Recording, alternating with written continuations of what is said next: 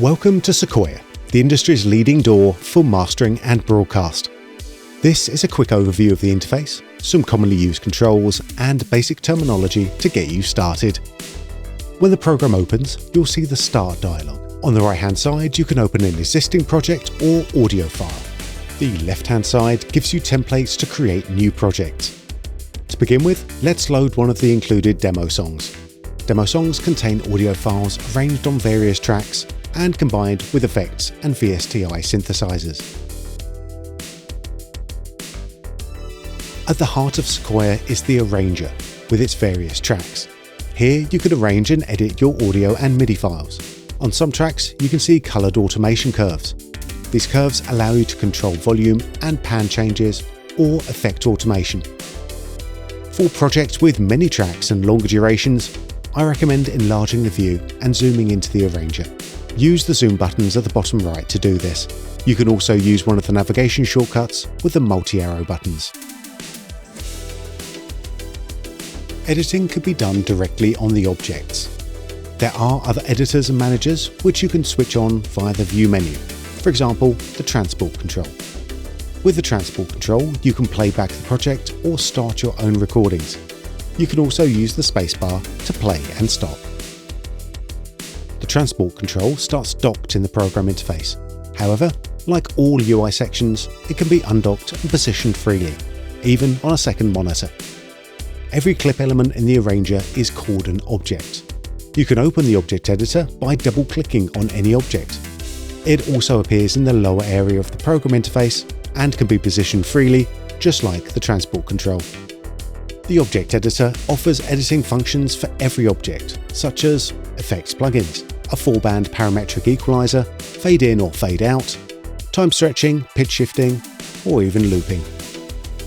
Sequoia has become famous for this object-based workflow. You can cut any audio file into arbitrary objects. Select it, place the playhead where you want the cut position, and press the T key on the keyboard to split the clip.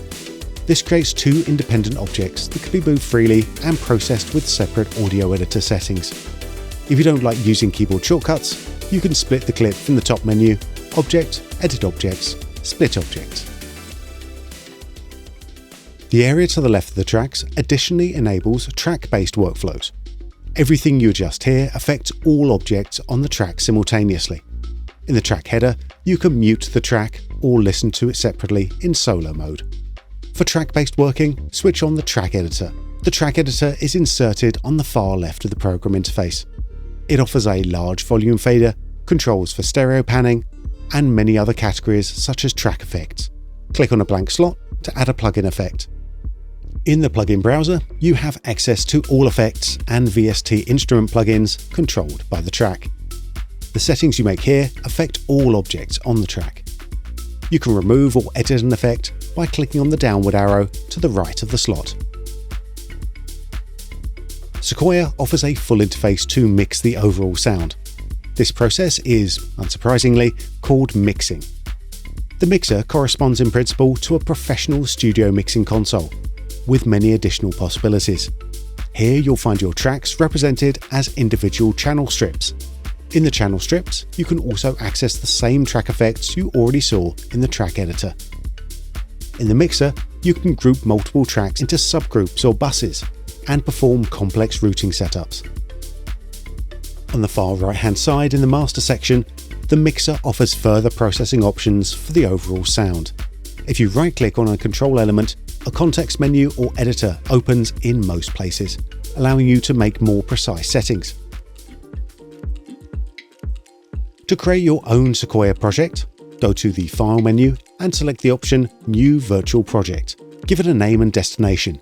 Choose how many tracks you need and click OK. A new empty project is now created.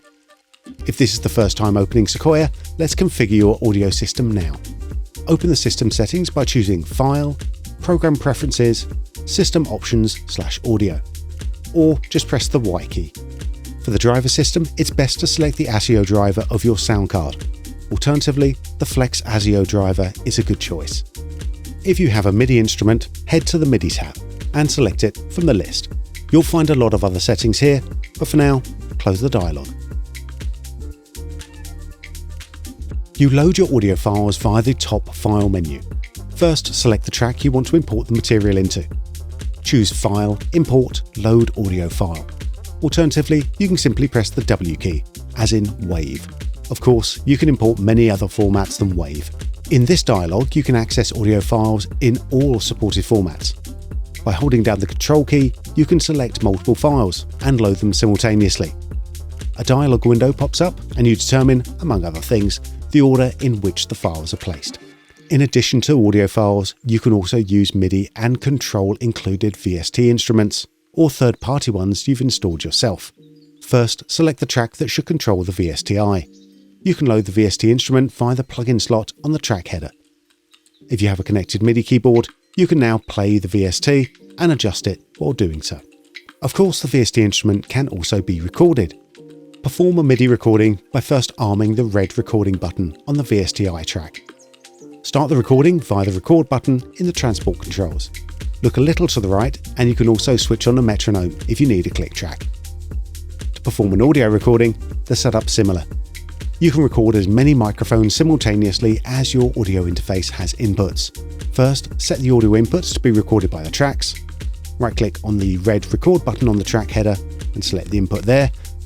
Subsequently, arm the track for recording by clicking on the red arm button.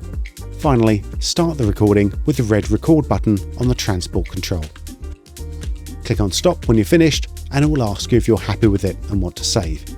If you're not, you can delete the object and associated media and record again. When you've finished a project, choose how to export it with File Export. You can choose any custom export options here, or use a template with File Export with Preset. There's also a CD option in the top menu if you want to export directly to CD or create a CD image. This is just the first walkthrough of Boris FX Sequoia. Dive in and explore the space. Head to borisfx.com to find more videos and training resources. And if there's something you'd like to learn more about, then let us know in the comments below.